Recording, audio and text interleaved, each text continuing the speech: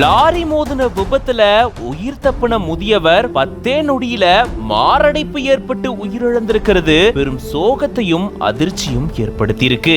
இது தொடர்பான பதபதைக்க வைக்கக்கூடிய சிசிடிவி காட்சியும் வெளியாகி இருக்கு. திருப்பூர் மாவட்டம் பல்லடம் பக்கத்தில் இருக்கக்கூடிய ஐயம்பாளையம் பகுதியை சேர்ந்தவர் 72 வயதான பழனிசாமி. இவரு தன்னுடைய இருசக்கர வாகனத்துல வீட்டிலிருந்து வங்கிக்கு போறதுக்காக போயிட்டு இருந்திருக்காரு. இவருடைய இருசக்கர வாகனம் தாமலாபுரம் பால் கொள்முதல் நிலையம் பக்கத்துல வந்துட்டு இருக்கும் போது திடீர்னு கட்டுப்பாட்டை இழந்த இவருடைய வாகனம் எதிரில வந்த லாரி மோதி விபத்துக்குள்ளாகி இருந்திருக்கு. விபத்துல சிக்கியிருந்தாலும் பழனிசாமி காயங்கள் எதுவுமே ஏற்படாம உயிர் தப்பின நிலையில அவரை அக்கம் பக்கத்துல இருந்தவங்க மீட்டு இருந்திருக்காங்க. ஆனா கொஞ்ச நேரத்திலேயே திடீர்னு மாரடைப்பு ஏற்பட்டு பழனிசாமி பரிதாபமா உயிரிழந்துட்டாரு. விபத்துல சிக்கியும் உயிரிழக்காத முதியவர் விபத்து நடந்து மீட்கப்பட்டு கொஞ்ச நேரத்திலேயே மாரடைப்பு ஏற்பட்டு உயிரிழந்திருக்கிறது பெரும் சோகத்தை ஏற்படுத்தியிருக்கு. இது தொடர்பான பதபதைக்க வைக்கக்கூடிய சிசிடிவி காட்சியும் வெளியாகி இருக்கு. பழனிசாமியுடைய உடலை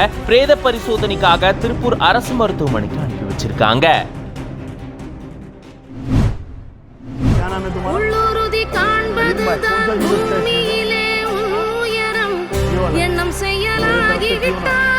எல்லாமே தேடி வரும் உண்மை வழி நீ நடந்தே போவதுதான் வாழ்வினரம்.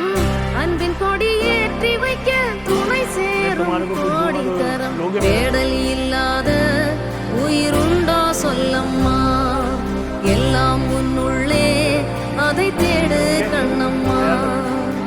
எந்த வேலை செய்யறவங்களா இருந்தாலும் அவங்களுக்கு உரிய அன்பும் மரியாதையும் கிடைக்கணும். அவங்க என்ன செய்யறாங்க அப்படின்றது விஷயமே இல்ல, ஆனா அவங்களுக்கு இந்த அன்பும் மரியாதையும் கொடுக்கணும் அப்படின்னு சொல்லிட்டு இப்படி ஒரு அழகான வீடியோவை ஒருத்தர் ஷேர் பண்ணியிருக்காரு. விருந்து நிகழ்வுல அங்க வந்திருந்த கெஸ்ட் எல்லாருக்குமே பாத்தீங்கன்னா ஊழியர்கள் உணவு பரிமாறி இருக்காங்க. ஜூஸ் மாதிரியான எல்லாத்தையுமே பரிமாறி இருந்திருக்காங்க.